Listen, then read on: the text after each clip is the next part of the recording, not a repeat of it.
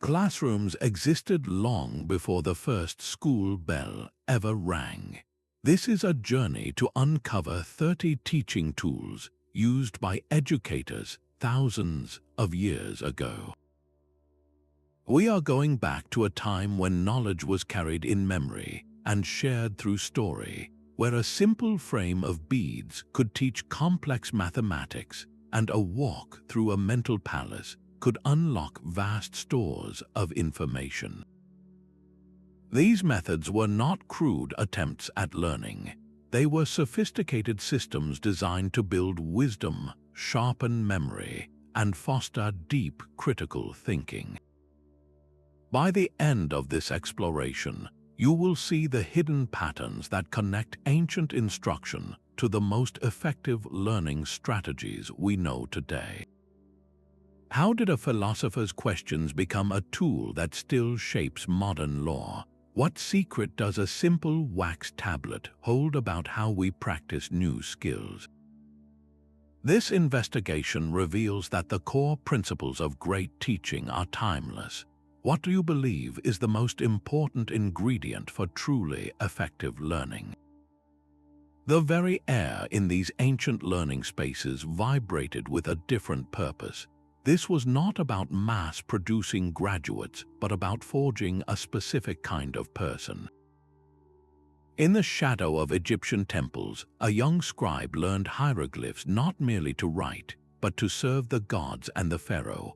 Along the riverbanks of ancient India, a student memorized vast philosophical verses to uphold a spiritual and social order. The goal was holistic, weaving together knowledge, ethics, and duty into a single, unbreakable thread. A ruler was taught statecraft alongside philosophy. An artisan learned their craft alongside the myths that gave that craft meaning. This deep integration meant that every teaching tool we will uncover was designed not just to fill a mind with facts, but to shape a soul. It was a system built on mentorship, where a master's wisdom was passed directly to a dedicated apprentice, often through years of close association. Understanding this intimate, high-stakes environment is the key that unlocks the power of the methods that followed. Why use a complex memory palace? Because the survival of sacred texts or legal codes depended on it. Why engage in relentless philosophical debate? Because the fate of a city-state could hinge on the clarity of a single idea.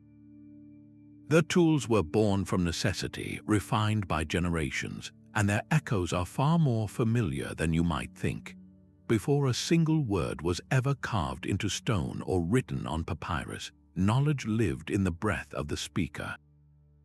The human voice was the original library, a living repository for everything a culture held dear. Stories of great floods and heroic ancestors, complex legal codes, and precise astronomical observations, all of it was carried forward on the rhythm of speech.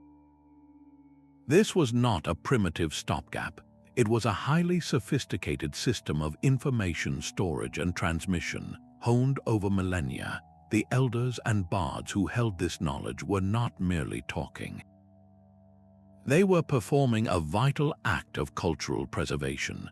To make vast amounts of information unforgettable, they employed powerful techniques. They wove facts into the fabric of epic narratives, because the human brain finds it far easier to remember the journey of a hero than a list of dates. They used rhythmic patterns, much like the beat of a drum, to lock sequences into memory. Repetition of key phrases acted as a chorus, reinforcing the most critical lessons.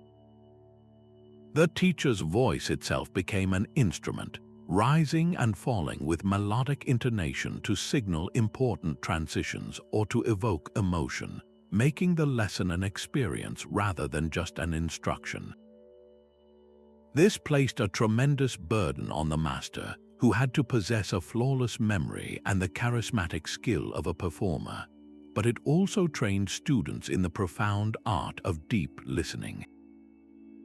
They learned to catch every nuance, to anticipate rhythmic cues, and to visualize the stories being spun before them. This created a dynamic, living knowledge. Unlike a static book, an oral tradition was refined with every telling, adapted to new audiences and kept relevant. And because this learning happened in groups, around a fire or in a communal space, it forged an unbreakable bond. The knowledge became a shared inheritance, a common story that defined the community itself. The echo of this first and most fundamental tool resonates in every classroom today, reminding us that the power of a well-told story might just be the most advanced educational technology we will ever possess. A relentless question hangs in the Athenian air, more powerful than any lecture. In the crowded marketplace, Socrates would corner a young man confident in his understanding of justice or courage. The master would begin not with a declaration, but with a simple, almost innocent query. The student's answer would be met with another question, then another, each one carefully crafted to peel back the layers of assumption. This was the Socratic method, a teaching tool that used questioning not to test memory, but to illuminate the path to truth itself. The goal was never to humiliate, but to guide the student through a process of self-discovery.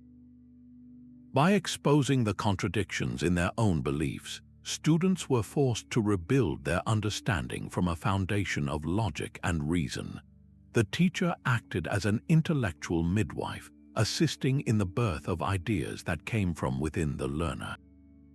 This method demanded immense humility as students confronted the vast expanse of their own ignorance, but it also granted a profound empowerment, teaching them how to think, not what to think. Its legacy is unmistakable in the rigorous cross-examination of a modern courtroom, where attorneys use pointed questions to uncover facts, and in university seminars where professors challenge students to defend their arguments.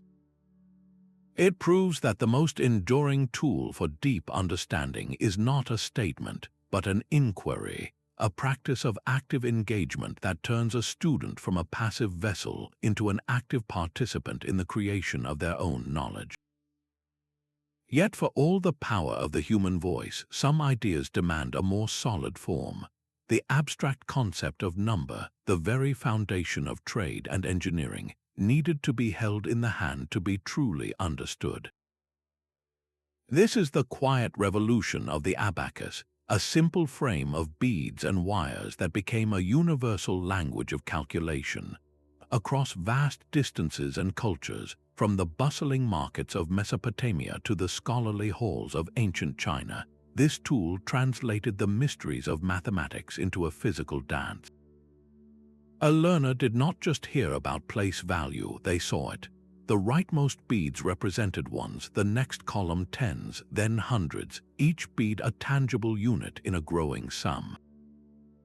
A teacher's demonstration was a silent, elegant performance.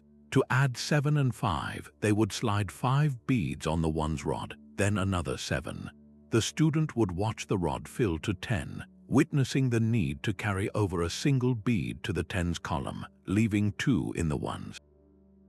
This was not a rote rule to be memorized, but a logical event to be observed and repeated with their own hands.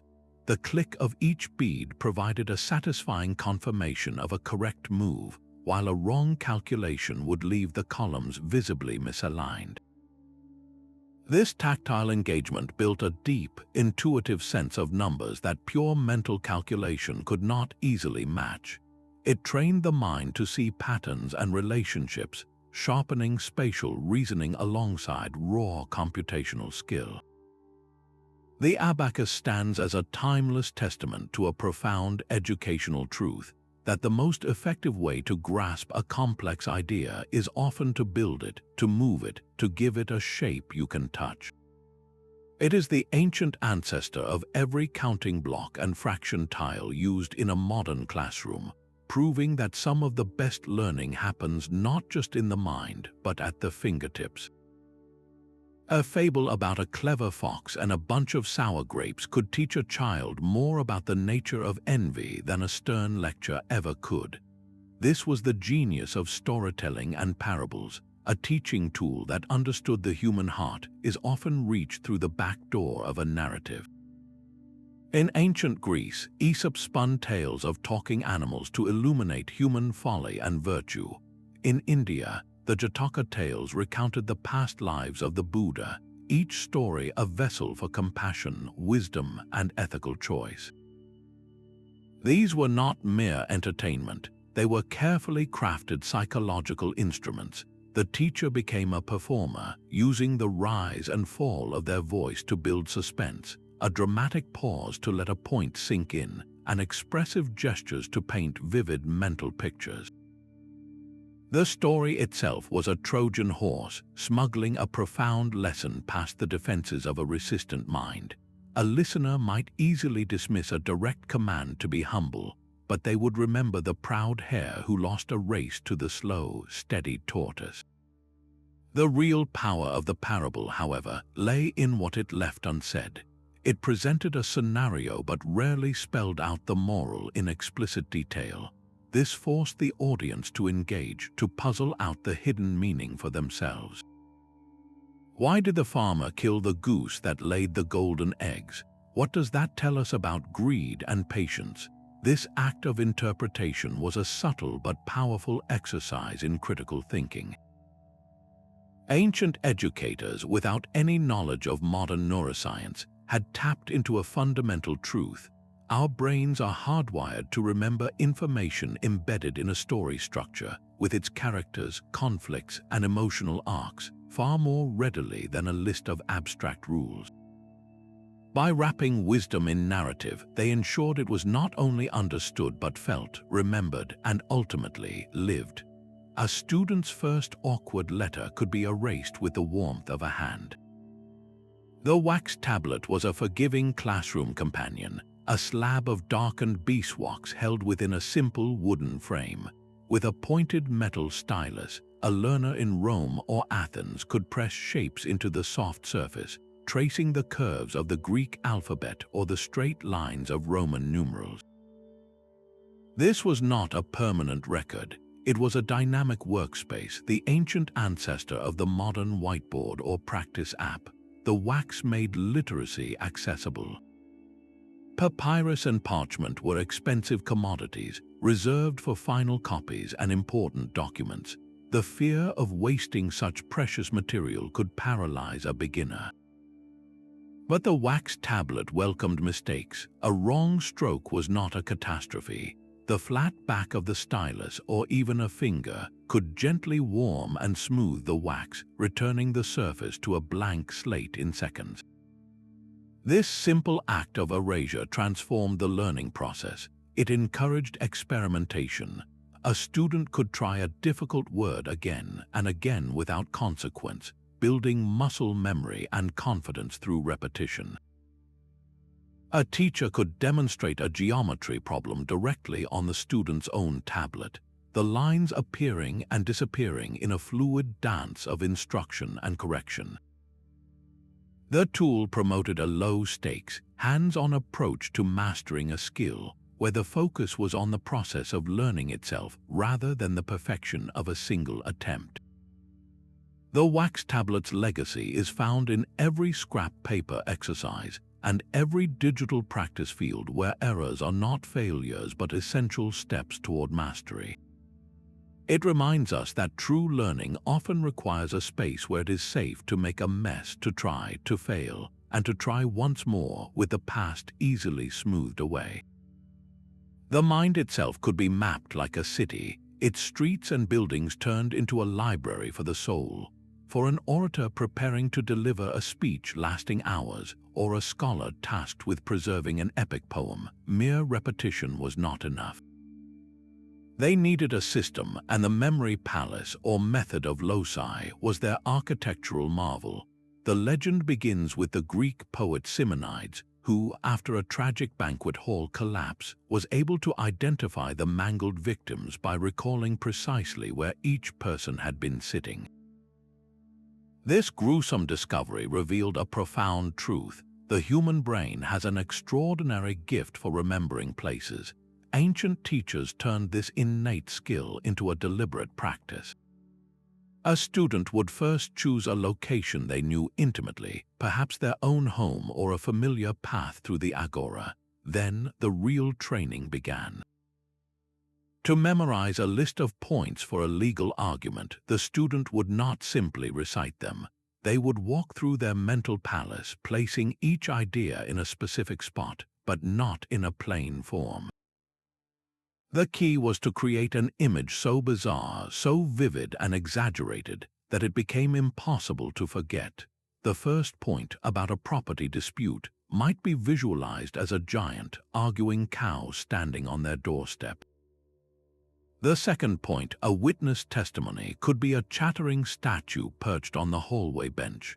The more illogical and sensory the image, the more strongly it would adhere to the location. Retrieval was then a simple matter of taking a mental walk, collecting each outrageous image from its assigned place. This was not a party trick.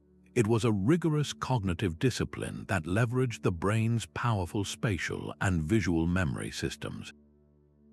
Alongside these elaborate palaces, simpler mnemonic devices flourished. Rhymes turned dry lists into catchy verses. Rhythmic patterns, like the beat of a chant, locked sequences of information into a predictable flow. These techniques reveal that ancient educators were practical psychologists, empirically discovering how to optimize memory retrieval long before the science of the mind even existed. They understood that for knowledge to be truly useful, it had to be instantly accessible, and they built the mental scaffolding to make that possible. Knowledge was not always something to be discussed or memorized. For the blacksmith shaping a sword or the weaver creating intricate patterns on a loom, understanding lived in the muscles and the senses. This was the domain of apprenticeship, a system of learning so fundamental it shaped civilizations. A young person, sometimes a child, would enter the home and workshop of a master. This was not a part-time arrangement. The apprentice lived the craft day in and day out, their education woven into the very fabric of their existence. They began with the humblest tasks, perhaps only sweeping the forge or preparing the wool, but their eyes were always watching. They saw how the master judged the color of hot metal, hearing the subtle change in the hammer's ring that signaled the perfect temperature for striking. They absorbed the rhythm of the loom, the precise tension needed in the thread to prevent a tapestry from puckering. The master's role was that of a constant, guiding presence. When the apprentice finally took up the tools for the first time, the feedback was immediate and tangible. A blade cooled too quickly would crack, a lesson in metallurgy learned not from a scroll but from the sound of failing steel. The master would take the apprentice's hands, adjusting their grip on a chisel, demonstrating the exact angle and pressure needed to carve a clean line in stone. This was the transmission of tacit knowledge, the deep understanding that cannot be easily written down. It is the feel of the material, the intuition for a process, the ingrained habits of excellence and safety. Beyond the technical skills, the apprentice learned the ethics of the trade, the importance of honoring one's word, and the pride in creating something of lasting value. The master was teaching a way of being in the world, not just a way of making a living.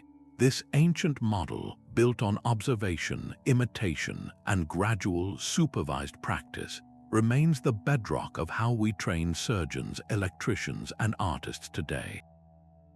It proves that for some of the most vital skills, the deepest learning happens not in a lecture hall, but by doing, side by side with someone who has already mastered the path.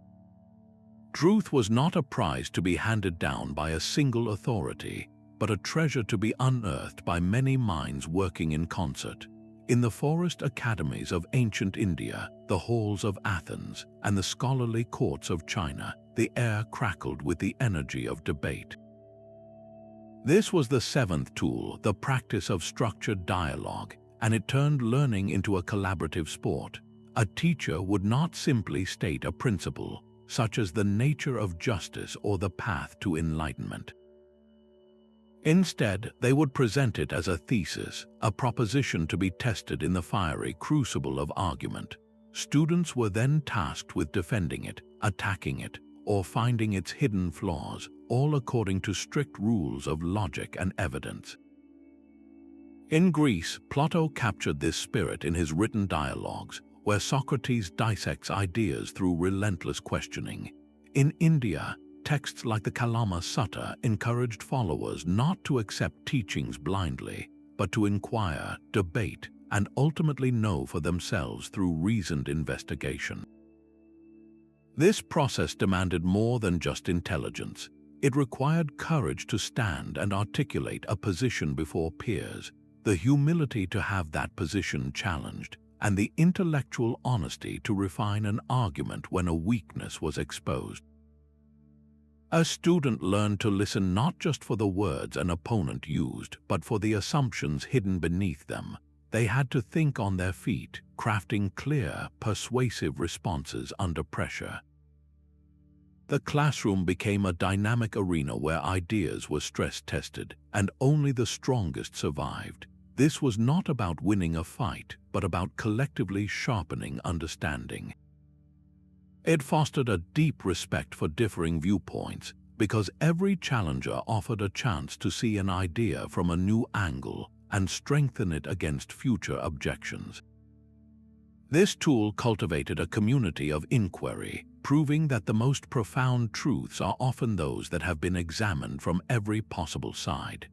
The earth itself became a classroom, a vast and forgiving slate waiting for a lesson. Before paper was a precious commodity, teachers and students across the globe used the most abundant material available, smoothed sand or soft dirt. With a finger or a simple stick, a learner could trace the intricate characters of a new alphabet, sketch the perfect angles of a geometric proof, or map the known world. This was the sand table, a tool of beautiful simplicity. Its scale transformed instruction, allowing a master to demonstrate a character large enough for an entire group to see, their own personal tablets of earth spread out before them. The kinesthetic act of drawing a shape with the whole arm, of feeling the resistance of the sand, created a physical memory that went far deeper than mere visual observation. A student internalized the flow of a Chinese character not by looking at it, but by moving through its form, and just like the wax tablet, the sand table welcomed error. A misplaced line or a miscalculated angle was not a permanent mark of failure. A gentle sweep of the hand restored the surface to perfect blankness, inviting immediate correction and endless practice. This accessibility was its greatest power. It required no wealth, no special tools, just a patch of ground and a willingness to learn. It fostered a spirit of playful experimentation, where a child could try 100 different ways to solve a problem without fear of wasting resources. This ancient practice echoes in the modern kindergarten, where children learn their letters in trays of sand, and in the complex diagrams drawn on whiteboards during a brainstorming session. It stands as a timeless lesson in pedagogical resourcefulness, proving that the most powerful tools are not always the most complex, but those that turn the very world around us into an opportunity for discovery. The rhythmic chant of a sacred verse could become a gateway to the divine. In traditions where scripture formed the very bedrock of knowledge, such as with the Vedas in India or the Torah in ancient Israel, the act of recitation itself was a sophisticated teaching tool. This was not casual reading. It was a high-precision art, a spiritual technology designed to transmit more than just words. A child, sometimes as young as 5, would sit before their teacher, their entire education centered on this exacting practice. The guru would chant a single line, their voice imbued with a specific tonal quality and a precise, unbreakable rhythm. The student's task was to replicate it perfectly, not just the words, but every subtle inflection, every pause, every musical note of the ancient language. There was no room for approximation. A single mispronunciation was believed to alter the sacred meaning, even to nullify the power of the prayer. This demanded a level of focus and discipline that is almost unimaginable today. The student's mind had to become a flawless recording device, their breath an instrument perfectly tuned to the teacher's model. They repeated the phrase again and again, their own voices weaving into the chant until the words were no longer separate sounds but a single, resonant whole held within their being. This was far more than rote memorization. It was a holistic training of the intellect, the ear, and the spirit. The relentless repetition carved neural pathways, embedding complex grammatical structures and a vast vocabulary deep into the learner's consciousness without them ever needing a formal grammar lesson. More importantly, it embedded the cultural and ethical values contained within the verses. The rhythm of the chant became the rhythm of their thoughts, the wisdom of the texts becoming part of their very breath. This tool reveals a profound ancient belief that the process of learning, when undertaken with reverence and meticulous care, does not just fill a mind with information. It actively forges the character of the person, shaping them from the inside out through the sacred power of sound. A melody could turn a mundane list into an unforgettable anthem. Long before educators had research on cognitive load, they understood that a tune made facts stick. This 10th tool, the strategic use of music and rhythmic chant, transformed dry information into an engaging, multi-sensory experience. A Greek teacher would not simply recite the epic verses of Homer, they would sing them, believing the musical mode itself could instill courage or temper passion, harmonizing the student's inner character. In practical settings, the rhythmic call and response of a work song taught a crew of laborers to pull an oar or raise a sail in perfect unison, embedding the sequence of a complex task into the beat of a drum. In the classroom, a master might lead a chant of multiplication tables or the succession of pharaohs, turning what could have been a tedious drill into a lively, communal ritual. The students chanting together were not just memorizing, their brains were forging powerful connections, linking the linguistic content of the words to the rhythmic pattern and the melodic contour of the sound. This multimodal approach, engaging auditory, linguistic, and social networks simultaneously, created a much richer and more durable memory trace than silent study ever could. The simple act of clapping out the syllables of a new word or setting a historical timeline to a familiar tune are direct descendants of this ancient practice. It reveals a timeless insight that when learning is infused with rhythm and joy, it ceases to be a chore and becomes a natural, almost effortless part of being human. A young Spartan warrior's first lesson might have been a dance. In cultures that understood education as the forging of a complete human being, the line between the gymnasium and the classroom did not exist. Physical training and dance were not extracurricular activities, they were core pedagogical tools. A complex martial arts form taught more than self-defense. It was a moving meditation on geometry, demanding an acute awareness of angles, distance, and the precise positioning of one's own body in space. Every dodge and strike was a lesson in physics. In many indigenous traditions, a ceremonial dance was not a performance but a living library. Each gesture, each step, and each turn encoded a creation myth, a historical event, or a map of the stars. To learn the dance was to memorize the tribe's most sacred knowledge, wearing it in your muscles and bones. The teacher in this context was a choreographer of character. They did not merely shout commands but demonstrated the perfect flow of a movement, their own body a model of the grace and power the student sought to embody. Their sharp eye caught a slight misalignment of a foot or a fraction of a second's delay in rhythm, offering immediate correction. This relentless pursuit of physical precision was never just about the body. It was a direct training ground for the mind. Holding a difficult pose cultivated immense patience and willpower. Moving in perfect synchrony with a group required deep listening and a surrender of the individual ego to the collective rhythm, forging an unbreakable sense of unity. This holistic approach recognized a truth we are only recently rediscovering, that the mind does not reside solely in the brain. Learning is an embodied experience. The discipline of the body directly cultivates the focus of the mind and the resilience of the spirit, challenging our modern tendency to treat intellectual development as something that happens from the neck up. A logical argument can build a sturdy house, but it takes a riddle to reveal the hidden doors within its walls. The 12th tool, the deliberate use of riddles and koans, targeted a part of the mind that ordinary instruction could not reach. These were not simple brain teasers for amusement. They were precision instruments designed to shatter conventional thinking. In Zen Buddhist monasteries, a master would present a student with a koan, a question with no logical answer, such as the famous inquiry into the sound of one hand clapping. The student's initial response, born from reason and language, would be met not with approval or correction, but perhaps with silence or with another, equally baffling statement. The teacher's role was to watch the student grapple, to witness the fruitless struggle of the intellect as it tried to solve the unsolvable.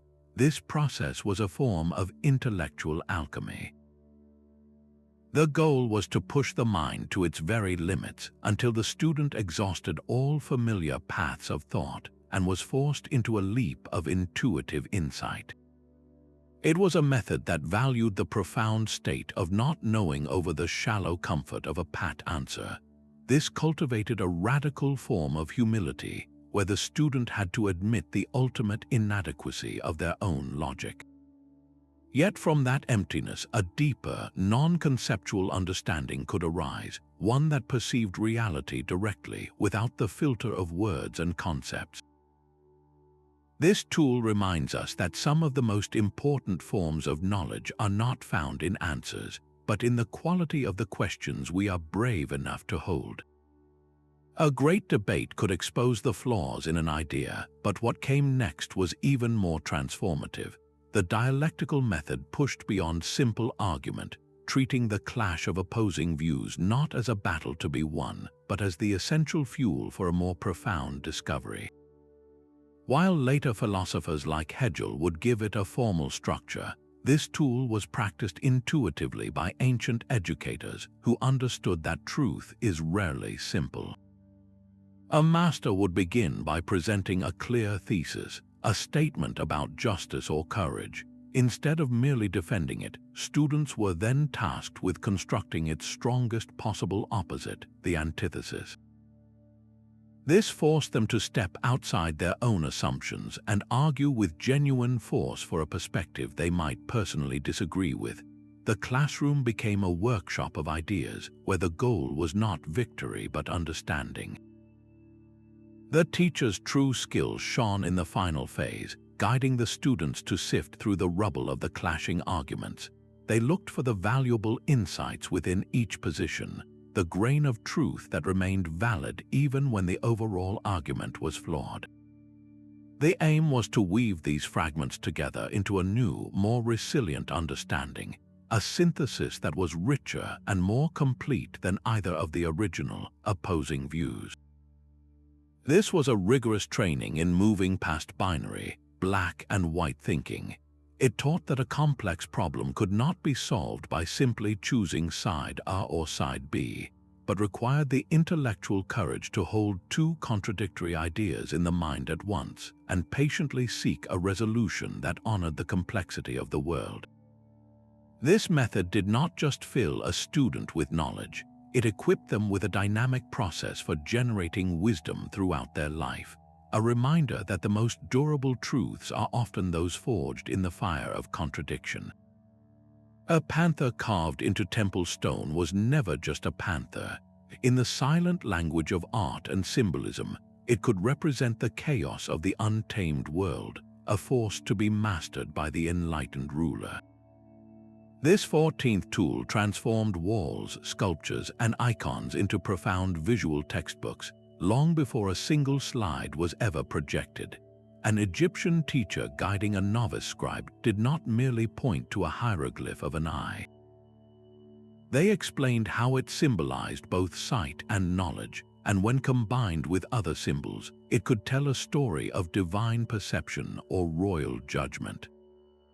A Byzantine master would stand before a glittering mosaic of Christ Pantocrator, using the image to unpack layers of theological meaning, the stern yet compassionate face serving as a focal point for a lesson on mercy, power, and the nature of the cosmos. In Hindu temples, the intricate carvings that covered every surface were not decorations but a complete curriculum. A single panel depicting the god Shiva dancing within a ring of fire could launch a discussion on the cycles of creation and destruction, the rhythm of the universe, and the ultimate triumph of order over chaos. The teacher's role was to act as a decoder, guiding students to see beyond the beautiful surface and into the deep well of meaning beneath. This method leveraged the brain's powerful ability to remember images far more easily than abstract words.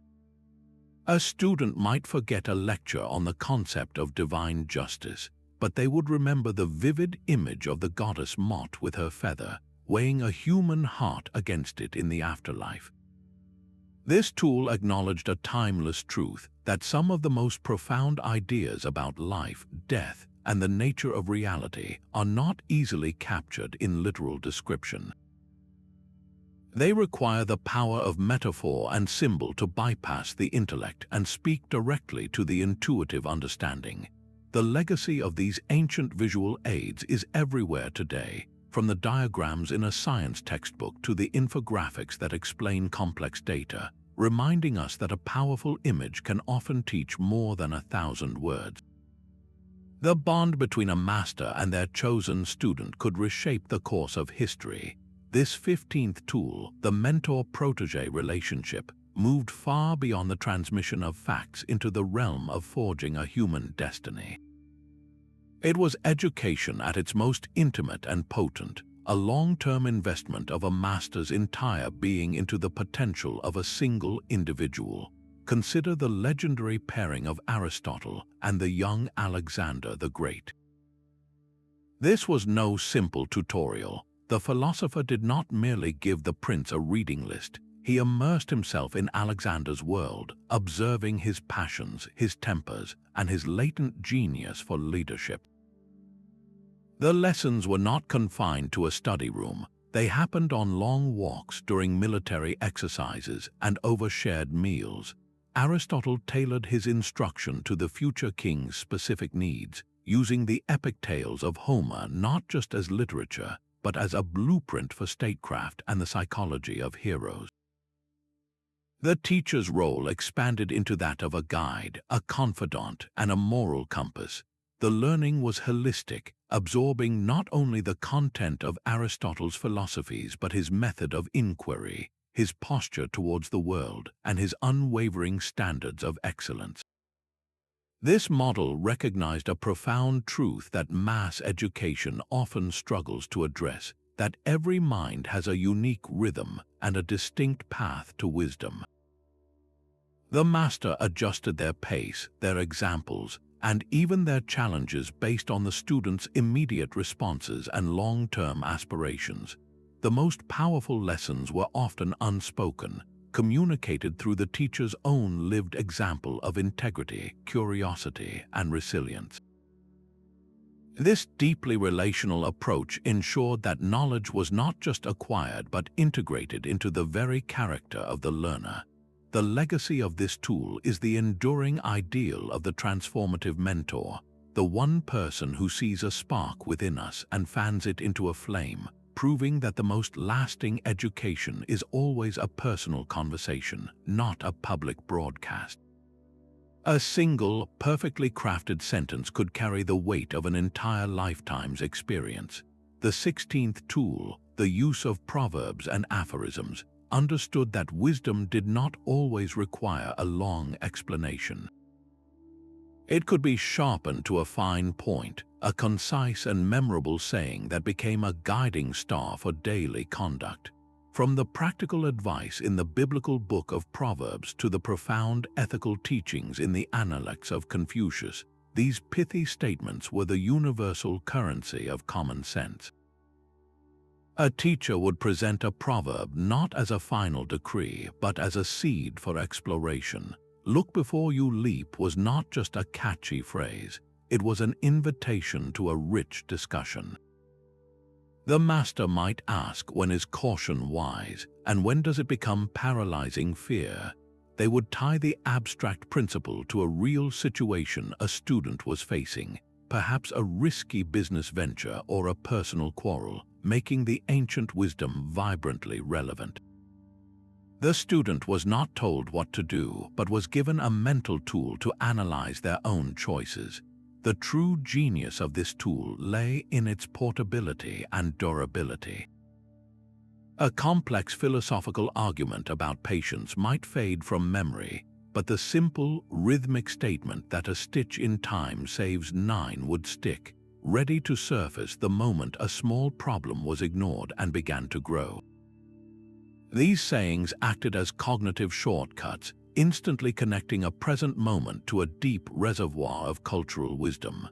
They were efficient, requiring no books or tools to carry, and practical, offering immediate guidance for everything from managing finances to navigating social conflicts. This approach reveals a profound insight into how we actually live our lives. We do not stop in the middle of a difficult conversation to consult a lengthy treatise on ethics. But we might recall the words of Confucius that the wise man is slow to speak, and that momentary recall can change the entire course of an interaction.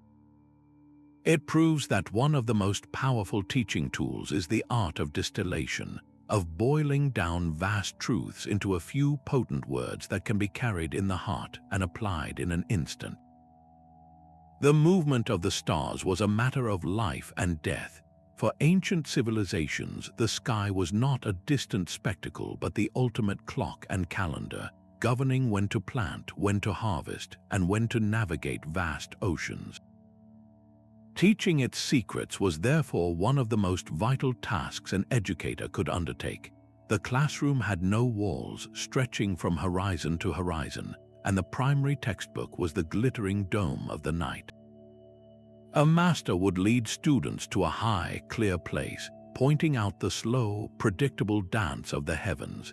They learned to identify the constellations that signaled the changing seasons, to track the wandering paths of the planets against the fixed backdrop of stars, and to mark the solstices and equinoxes, those critical turning points of the year. This was not passive stargazing, it was a rigorous exercise in empirical observation. The simplest tool was the gnomon, a vertical rod stuck into the ground. By meticulously tracking the length and direction of its shadow from dawn to dusk, a student could not only tell the time of day but also map the sun's changing altitude through the year, deducing the solar cycle with nothing but a stick and a patch of earth. This hands-on data collection taught patience and precision. The student had to record measurements day after day, month after month, learning to see the grand pattern emerge from a mountain of tiny details. For more complex calculations, such as predicting eclipses or modeling planetary motion, devices like the Antikythera mechanism served as ancient analog computers. While only a handful of such sophisticated instruments survive, they reveal a stunning depth of understanding, turning abstract celestial mechanics into a tangible, gear-driven reality. This direct engagement with the cosmos fostered a profound sense of wonder, but it was a wonder grounded in necessity. The survival of the community depended on reading the sky correctly. This urgent, practical need is what drove the educational innovation, forcing teachers and students alike to become keen observers of natural law. In this nightly vigil under the stars, we see the very birth of the scientific method, a process of questioning, observing, and deducing that would one day unlock the secrets of the universe. Wine and wisdom flowed together in the flickering lamplight of a Greek symposium. This was the 18th tool, the art of learning through communal feasting, a world away from the strict rows of a formal classroom. Guests reclined on couches not as passive listeners, but as active participants in a night of conversation guided by a philosopher host. The shared cup and the shared meal worked a subtle magic, dissolving the rigid hierarchies of daily life. A young student might find themselves debating the nature of love with a seasoned general, their arguments judged on merit rather than age or status. The teacher's role here was that of a skilled conductor, not a lecturer. They would pose a provocative question to the group, perhaps about the meaning of justice in a changing world, and then carefully steer the resulting discussion, ensuring it remained fruitful and respectful. They knew that in this relaxed, convivial atmosphere, defenses came down and genuine curiosity could flourish. The learning was woven into the very fabric of social interaction, making complex philosophical ideas feel immediate and relevant to the challenges of friendship, politics, and personal conduct. This model was not unique to Greece. In cultures across the globe, the communal meal served as a primary classroom. Around a fire, elders would share stories of ancestors, their tales punctuated by the crackling flames and the warmth of a shared meal, embedding history and ethics into a multisensory experience. The lesson was that the environment itself is a powerful teacher. A sterile, intimidating room can stifle inquiry, while a space of trust and shared humanity can unlock it. This ancient practice reminds us that some of the most enduring understanding emerges not from solitary study, but from the lively, unpredictable, and deeply human exchange that happens when we break bread together. A library like Alexandria was more than a silent warehouse for scrolls. It was a living, breathing mind. The 19th tool was not just the papyrus scroll or the later parchment codex, but the revolutionary concept of the library itself as an active teaching hub. Within these great centers, from Egypt to India, a teacher's role transformed from being the sole source of knowledge to becoming a master navigator of a collective intelligence. They guided students through a curated universe of thought, where a single question could lead to a dozen different voices preserved on fragile materials. A student seeking to understand Roman law would not be handed one definitive text. Instead, the teacher would direct them to a specific cabinet, pulling out multiple scrolls from different jurists, each offering a contrasting interpretation of the same legal principle. The lesson was in the comparison. The teacher's task was to help the student weigh the evidence, spot inconsistencies, and piece together a more nuanced understanding from the fragments of conflicting authorities. This was a fundamental shift from the oral tradition's reverence for a single, perfect recitation. It introduced the scholarly habits of research and cross-referencing, forcing students to engage critically with the written word itself. The library taught that knowledge was not a monologue from a master, but a vast, ongoing conversation across centuries. The physical form of the tools shaped the learning, the compact codex allowing for easier flipping between pages to check a reference, while the long, continuous scroll encouraged a deep, linear immersion in a single argument. This tool laid the foundation for the entire modern academic tradition, creating a culture that valued evidence over assertion and recognized that wisdom grows through the careful accumulation and critique of generations. It taught a powerful new skill, how to think in the presence of 1,000 silent teachers. The stage itself became a crucible for the soul. In the amphitheaters of ancient Greece, the audience did not merely watch a performance, they underwent a collective catharsis. Aeschylus, Sophocles, and Euripides were not just playwrights, They were master educators using dramatic reenactment to dissect the most profound moral questions of their time. A student witnessing the tragic downfall of Oedipus did not receive a lecture on the dangers of hubris. Instead, they sat in breathless silence as a king, blind to his own fate, unraveled the terrible truth of his identity. They felt the mounting dread, the painful irony, the crushing weight of a destiny fulfilled by the very actions meant to avoid it. The lesson was absorbed not as an abstract rule, but as a gut-wrenching, emotional experience. This was the 20th tool, and its power lay in its ability to make the audience feel the consequences of a choice as if it were their own. Teachers extended this principle from the grand stage into the classroom through simple role-playing exercises. To understand a new law, a student would not just read it. They would be tasked with embodying different characters affected by it. One student would argue as a wealthy landowner, another as a poor farmer whose livelihood depended on the law's fairness, and a third as a soldier tasked with enforcing it. This forced each participant to step outside their own limited viewpoint and construct a reasoned argument from a completely foreign set of circumstances and desires. The teacher facilitated this process, guiding students to explore the nuances of each perspective, the valid fears, and the legitimate hopes. It was a direct training in empathy, a rigorous exercise in seeing the world through another's eyes. This method recognized a deep truth about how ethical understanding develops. We can be told that justice is important, but we truly internalize its meaning when we are forced to argue for it from the position of someone who has been wronged. By making the abstract visceral and the impersonal deeply personal, dramatic reenactment forged a kind of wisdom that pure intellectual discussion could never achieve. It proved that the most lasting lessons are those learned not just with the mind but with the heart. A length of string could hold the entire administrative memory of an empire. In the vast and complex Inca civilization, which spanned the Andes Mountains without a system of alphabetic writing, the Quipu was the solution.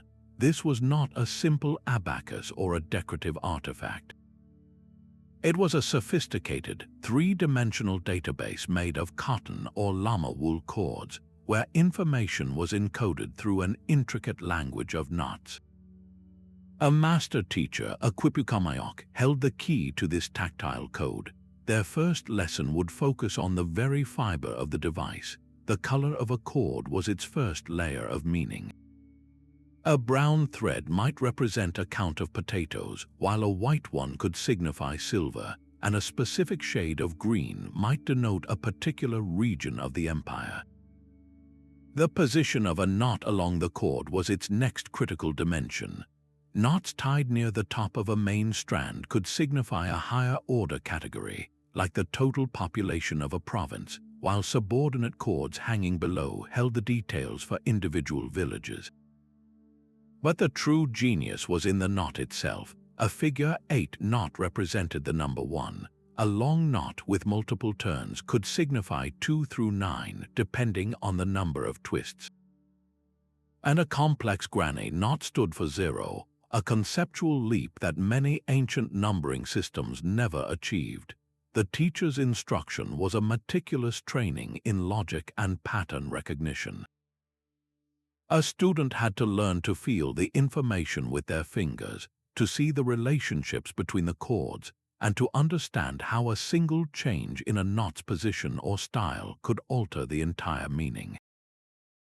This was a form of literacy that engaged the hands and the eyes as much as the mind, a physical map of data that could be rolled up and carried across thousands of miles of mountain trails. The Quipu stands as a monumental reminder that the human drive to record and transmit knowledge is not bound to ink and paper. It proves that some of the most brilliant systems of thought are those that speak in a silent, tactile language of their own. A single misplaced stroke could render an entire legal document void.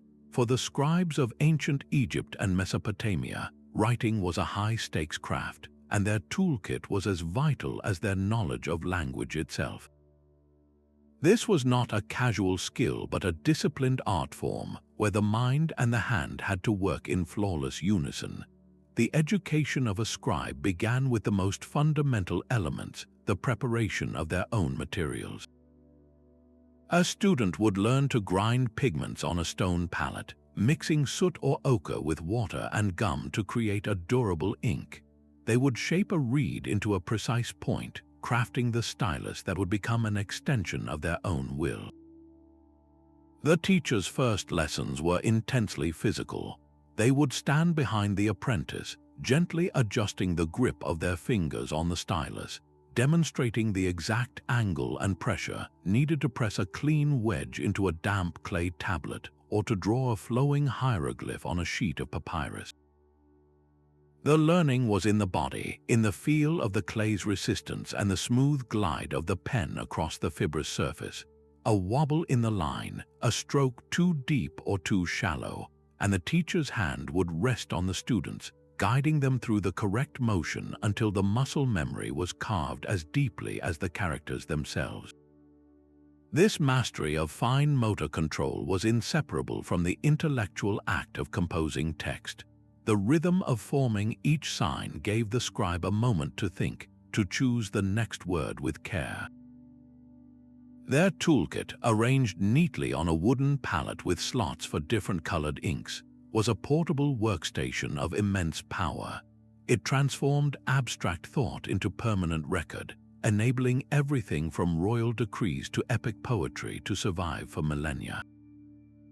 This ancient practice highlights a gap in our modern, keyboard-dominated learning. The physical act of shaping letters by hand engages the brain in a unique, deeply integrated way, forging a tangible connection between idea and expression that typing can never fully replicate. The boundary between a lecture hall and a home dissolved completely within the groves of Plato's academy. This was the 23rd tool, the philosophical school as an intentional community, a living ecosystem dedicated to the pursuit of wisdom. It was not a place you visited for a few hours each day, it was a life you joined. Teachers and students did not simply share a curriculum, they shared their days, their meals, and their deepest questions. Formal instruction happened, of course, in structured lectures where Aristotle might diagram the logic of a syllogism. But the most transformative learning often occurred during a leisurely walk along the garden paths, where a student's casual observation about a plant could blossom into a deep discussion on biology, ethics, and the nature of the soul. The common meal was another classroom where the simple act of breaking bread became a lesson in moderation, generosity, and the art of conversation. In this setting, the teacher's role expanded far beyond that of an information provider. They were a constant presence, a model of how to live a philosophical life. A student learned not just from the master's words, but from observing how they handled a disagreement, how they expressed curiosity about the world, and how they maintained composure in the face of difficulty.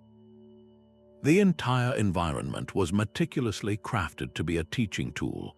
The serene gardens encouraged quiet reflection, the open colonnades invited spontaneous dialogue, and the shared spaces reinforced a sense of common purpose. This holistic approach treated education not as a transaction of knowledge, but as the total formation of a human being. The goal was to cultivate a person whose intellect, character, and actions were aligned in the harmonious pursuit of truth and virtue. It was an education of the whole person, an immersive experience that asked not what you knew, but who you had become. A perfect circle was not a symbol to be drawn, but a truth to be constructed. In the hands of a student in ancient Greece, the compass and the straightedge were not mere tools, they were instruments of revelation. This 24th tool transformed the abstract world of geometry into a tangible, physical art. The straightedge was a simple, unmarked length of wood or metal, used only for drawing straight lines. The compass, with its sharp point and moving arm, could inscribe flawless arcs and circles. With these two basic instruments, a master would set a profound challenge not to calculate but to create. The task might be to bisect a given angle, to construct a perfect equilateral triangle, or to find the exact center of a circle.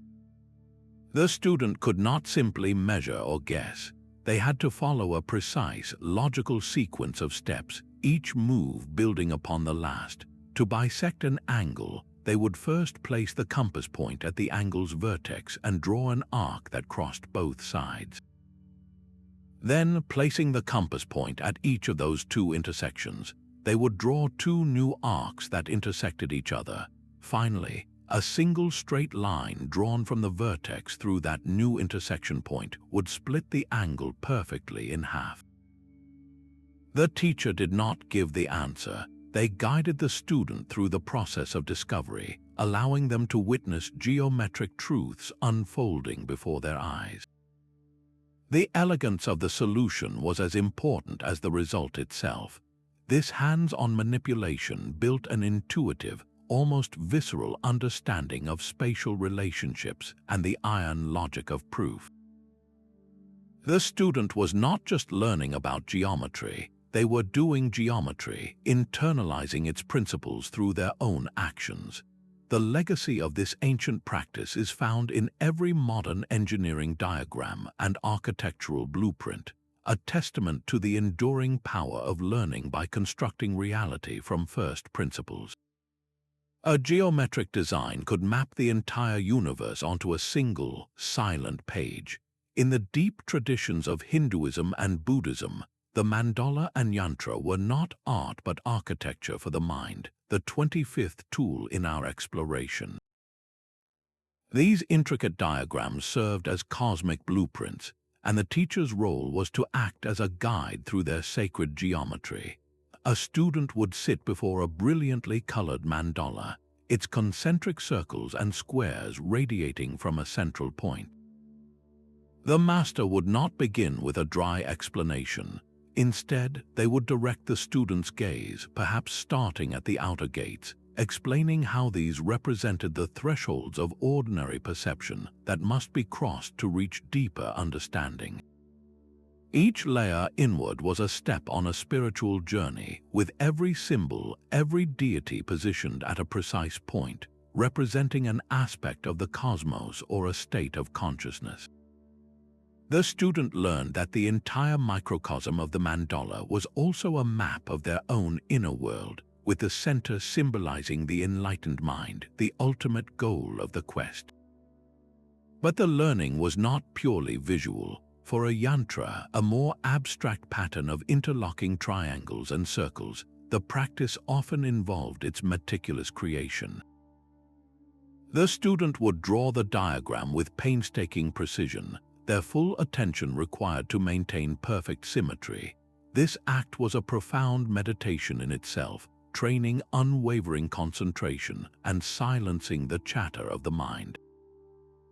The teacher observed this process, noting where a line wavered or focus broke, using it as a mirror for the student's inner state. The ultimate lesson was that by mastering the external form of the yantra, the student could eventually internalize it, visualizing the complex pattern with their eyes closed as a focus for advanced contemplation. This tool demonstrates a breathtaking integration of art, psychology, and spirituality. It recognized that some forms of knowledge are too vast for words alone, requiring a symbolic language that speaks directly to the intuitive parts of our being. The mandala taught that to understand the greatest mysteries, we must sometimes stop analyzing and learn to see with the mind's eye. A question posed in a medieval lecture hall was not the start of a lecture, but the beginning of a battle of wits. This 26th tool, the formalized art of disputation, turned learning into a public, high-stakes intellectual sport.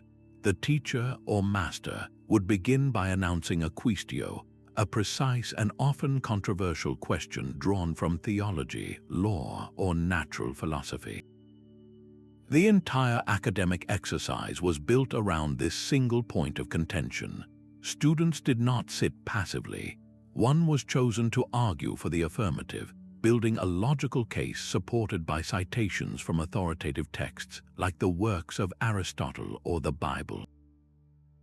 Another student would then rise to argue for the negative, attacking the first argument point by point, seeking out every possible flaw in its logic or evidence. The hall would buzz with the energy of this structured clash. The master presided over the fray not as a participant, but as a referee and final arbiter. Their most critical role came at the end when they delivered the determinatio, the official resolution. This was not simply declaring a winner. The master would synthesize the strongest points from both sides, acknowledge where each argument succeeded or failed, and weave the fragments into a coherent, deeper understanding of the original question.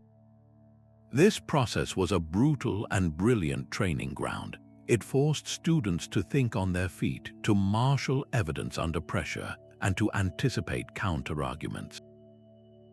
They learned that a strong idea must be able to withstand rigorous assault, and that truth often emerges not from a single perspective, but from the careful weighing of opposing views.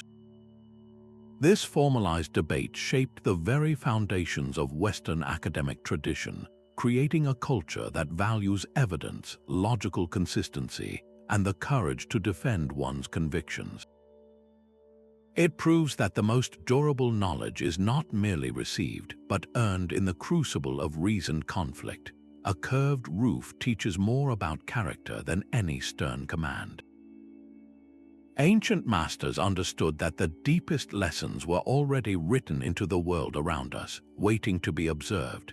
This 27th tool, the deliberate use of natural analogies and metaphors, allowed teachers to build bridges from the unknown to the known, using the familiar landscape of life to illuminate the most abstract of concepts.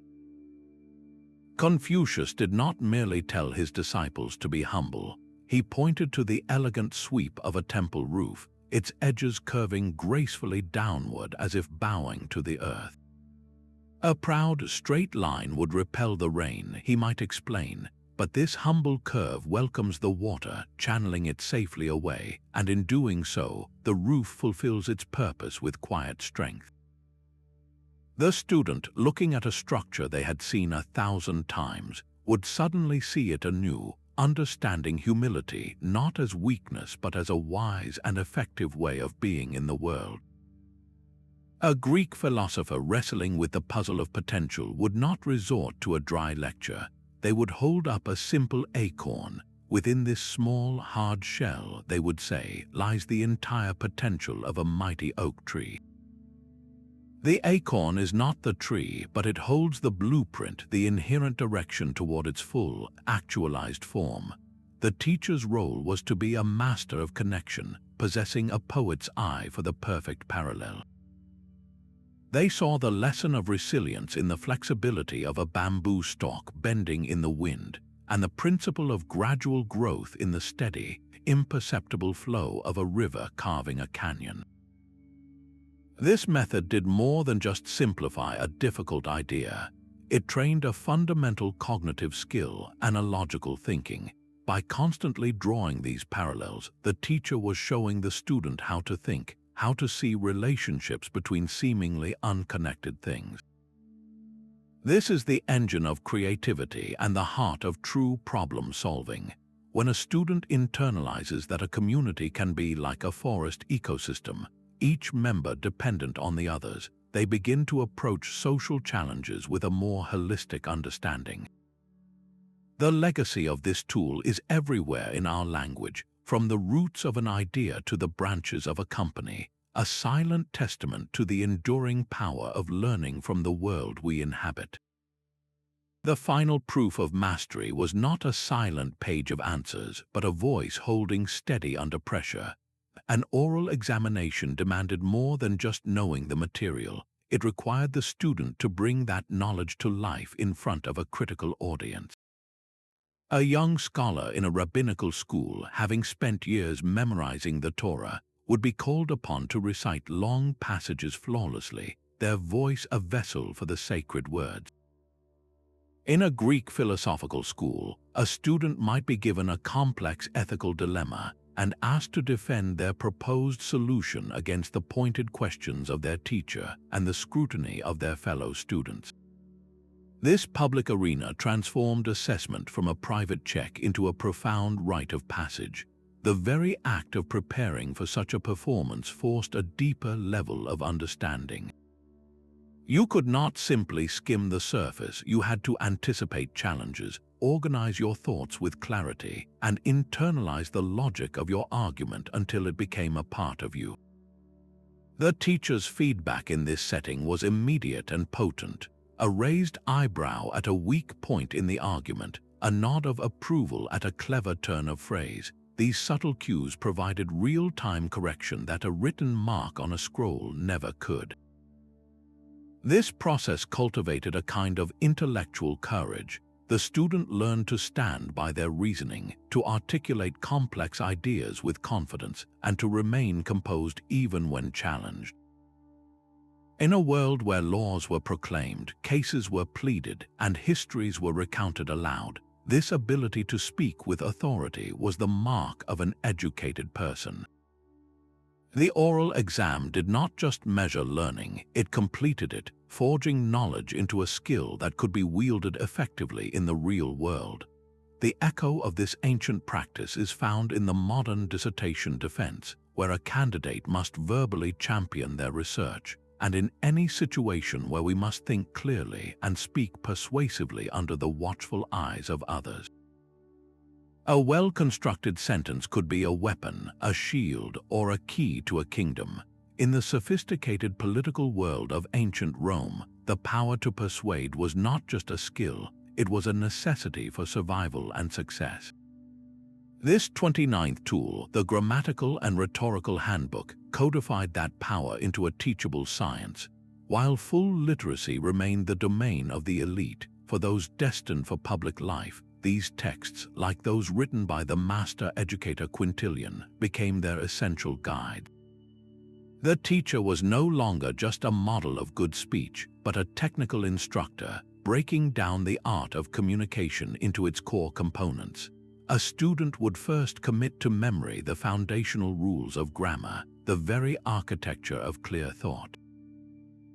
But the real work began with rhetoric, the art of persuasive speaking. The handbook provided a systematic framework, dividing a speech into distinct parts: the introduction to gain goodwill, the narration to present the facts, the argument to prove the case, and the powerful conclusion to stir the emotions. The teacher would guide students through analyzing famous orations line by line. Why did Cicero begin with that particular story? How did the structure of his argument lead the listener inexorably to his desired conclusion? This was learning by reverse engineering excellence. Students were then given themes and forced to compose their own speeches, practicing the precise application of these techniques. They learned to craft logical arguments, to deploy emotional appeals without manipulation, and to structure their thoughts with an ironclad logic that could withstand the attacks of an opponent. This tool marked a pivotal shift from learning by mere imitation to developing an analytical understanding of language itself. It asked not just can you speak well, but do you understand why your words have power? This systematic approach to the humanities, to the study of what makes us human through our language, laid the intellectual groundwork for the entire Western tradition of law, politics, and critical discourse, proving that the most formidable structures of society are built with the raw material of words. A master calligrapher's brushstroke was a silent lesson in discipline and grace. The 30th and final tool in our exploration is the profound principle of imitation and emulation, a thread woven through every ancient system of learning. This directive was not about stifling creativity, but about building a foundation so solid that true innovation could one day rise from it. An apprentice sculptor did not begin by carving his own vision from raw marble. He spent years painstakingly copying the postures and proportions of classical statues, his hands learning the feel of the chisel as it followed paths already perfected by generations of masters. In the same way, a young orator in Rome would not write an original speech as his first task. He would memorize and deliver the great orations of Cicero, internalizing their rhythm, their structure, their powerful cadences until the patterns of persuasive speech became his own native language. The teacher was more than an instructor in this process. They were the living embodiment of the standard. A student learned virtue not just by hearing a lecture on honesty, but by observing the teacher's unwavering integrity in daily interactions. They learned courage by seeing how the master faced a challenge with calm resolve. This created a direct and unbroken lineage, where excellence was not an abstract idea, but a tangible presence to be absorbed through close, patient observation. The goal was to make the master's skill so deeply a part of the student that it could eventually be expressed in a unique and personal way. This principle acknowledges a fundamental truth about human development. We learn to speak by imitating the sounds of our parents. We learn to walk by mimicking the steps of those around us. Ancient educators simply extended this natural process into the highest realms of art, thought, and character. They understood that before you can break the rules with purpose, you must first master them through imitation. The teacher's life itself became the ultimate, most powerful textbook. A remarkable pattern emerges from these 30 ancient tools, revealing that the most effective methods for teaching and learning are not modern inventions but rediscoveries of timeless principles. The ancient master, whether in an Athenian grove or an Egyptian temple, was a master of active learning. They knew that a passive student is a forgetful student. Every tool we have explored, from the Socratic question to the apprentice's hammer, demanded the learner's full engagement. The mind had to be present, the body involved, the spirit invested. This is a truth that modern educational science now echoes with studies on engagement and neuroplasticity. The ancients were also pioneers of multimodal instruction long before the term was coined. They understood that knowledge enters the mind through many doors. A lesson was not just heard, it was seen in a mandala's symmetry, felt in the wax of a tablet, and moved through in a dancer's step. They leveraged the power of story for memory, the rigor of debate for critical thinking, and the intimacy of mentorship for character formation. Our classrooms today may have digital whiteboards and online libraries, tools the ancients could never have dreamed of. Yet the fundamental challenge remains unchanged. How do we truly engage a curious mind? How do we cultivate not just information but wisdom? How do we prepare a person not just for a test but for a life? The quiet wisdom of these ancient tools suggests that the answer lies not in the sophistication of our technology, but in the depth of our human interactions. The most powerful educational technology we possess is still the art of asking a penetrating question, the craft of telling a compelling story, and the gift of offering a guiding hand. These are the elements that, across thousands of years, have consistently turned information into understanding and students into lifelong seekers of truth. The journey through these 30 tools reveals a stunning truth, that ancient educators were not primitive but were in fact master psychologists. They understood the architecture of the human mind and spirit with an intuitive genius that we are only now, with all our technology, beginning to quantify. Their methods were not random. They were a comprehensive system designed to engage the whole person, the mind through logic and debate, the body through movement and craft, and the spirit through story and symbol. Learning was never seen as a passive transfer of information, but as an active, social, and deeply personal transformation. This ancient wisdom stands in quiet contrast to much of modern education, which often prioritizes efficiency and standardization, sometimes at the cost of genuine engagement.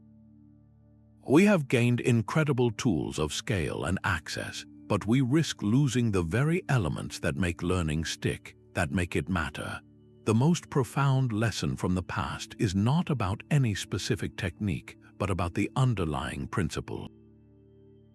The most powerful educational technologies are often the simplest and the most human, a thoughtful question that sparks curiosity, a shared story that builds empathy, or a guiding hand that offers support and correction. These are the timeless ingredients, so as we close this exploration, I invite you to reflect. Which of these ancient methods resonates most deeply with your own experience of learning? How might the spirit of the Socratic dialogue or the principles of apprenticeship inform how you approach gaining a new skill or even teaching someone else? The conversation about how we learn best is one of the most important we can have. Share your thoughts and discoveries in the comments below, and if you enjoyed this journey into the roots of education, subscribe for more explorations into the mysteries of our shared history.